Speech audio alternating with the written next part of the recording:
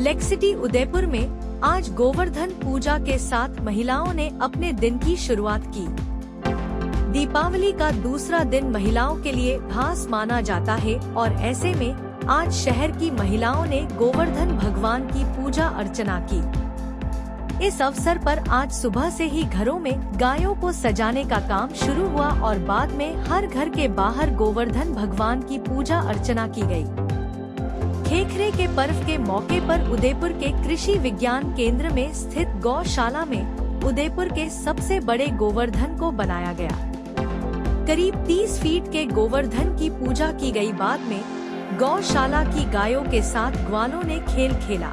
ग्वालों द्वारा गायों के साथ पारंपरिक खेल खेलने के बाद उन्हें गौशाला से बाहर छोड़ा गया, जो गोबर के बने गोवर्धन के ऊपर होते हुए गौशाला से बाहर निकली।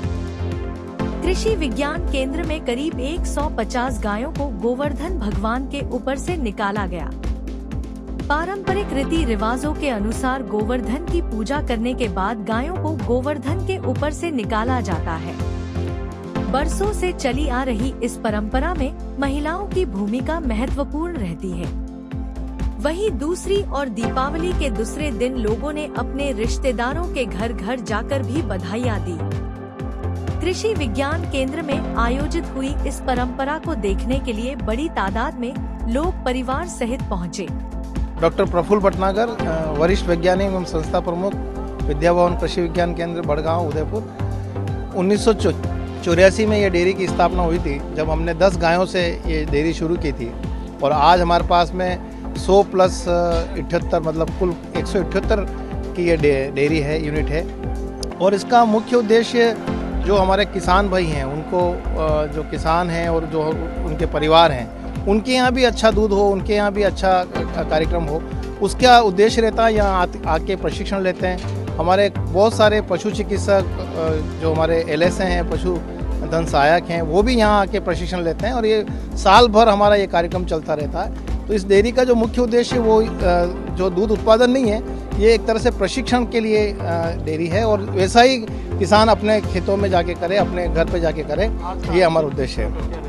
आज का आयोजन जो है हम शुरू से ही ये आयोजन करते आए हैं और आज के आयोजन में ये जो गोवर्धन जी है, इसकी साइज धीरे धीरे हम बढ़ाते जा रहे हैं और ये बढ़ते हो जा रही है साइज। और इसमें ये रहता है कि एक हमारे यहाँ जो परिवार है, जो गुजर परिवार है, इनकी परंपरा भी है और ये सब लोग जो काम करते हैं सब गुजर हैं यहाँ पे, तो वो इस त्यौहार को बहुत ज़्यादा हर्षोल्लास से मनाते हैं और बहुत ज़्यादा उनमें एक वो रहती है। इनसे उनमें एक नई एनर्जी आती है, ऊर्जा आती है उनमें काम करने की। और ये जो आप देख रहे हैं कि जो गोवर्धन जी को गायों द्वारा गूंदा गया है, उसमें हम ये देखते हैं कि हमारा जो कृषि विज्ञान केंद्र है उसकी उन्नति और अच्छी होती है, ऐसा इसकी मान्यता है इन सब वालों की।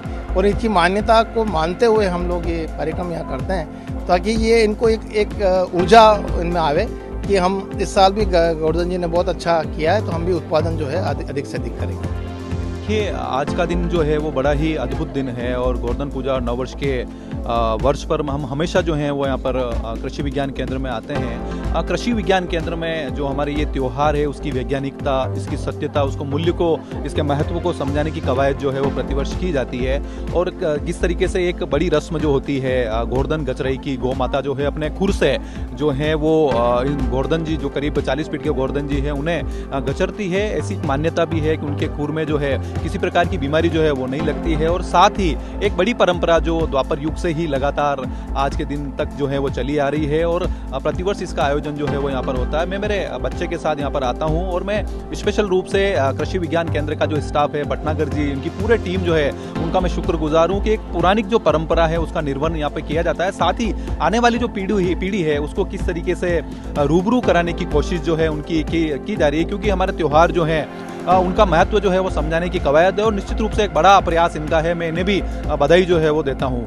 आज ही के दिन द्वापर युग में जब इंद्र को अकारण अहंकार हो गया था कि वर्षा जो है वो सिर्फ मैं ही कर सकता हूँ, उसने पूरे ब्रिज पर जो है अपनी कोप बरसाया, पूरा पानी जो है वो कर दिया। तब वासुदेव श्री कृष्ण, हमारे जननायक, हमारे लोकनायक ने अपनी युवा परिषद के साथ मिलकर सबको इकट्ठा कर कर और इंद्र के अकारण अहंकार को तोड़ने के लिए अपनी कनिष्ठिका उंगली के ऊपर जो है वो गोवर्धन पर्वत को धारण किया और करीब 7 दिन तक डिजास्टर मैनेजमेंट वहां पर संभाला, पशुधन जनधन सबकी सुरक्षा जो है वो वहां पर की। और ये त्योहार जो हमें कहीं ना कहीं प्रेरणा भी देता है कि जब जो सत्ता के अंदर जो बैठे हुए अहंकारी इंद्र है उनका घमंड जो है वो चकनाचूर करने के लिए युवाओं की जिम्मेदारी है, जो अपने सामर्थ्य की कनिष्ठिका पर जो है कह सकते हैं कि ये धारण करें, उसके ऊपर जो है सामर्थ्य की कनिष्ठिका के ऊपर जो है वो अपनी जिम्मेदारी को, टास्क को जो है धारण करके और इस तरह के जो इंद्र है उनके अहंकार को चकनाचूर जो है वो करे। इसके अलावा अन्नकूट का भी एक विशेष महत्व है। 7 दिन तक भगवान कृष्ण ने भूखे रहकर जब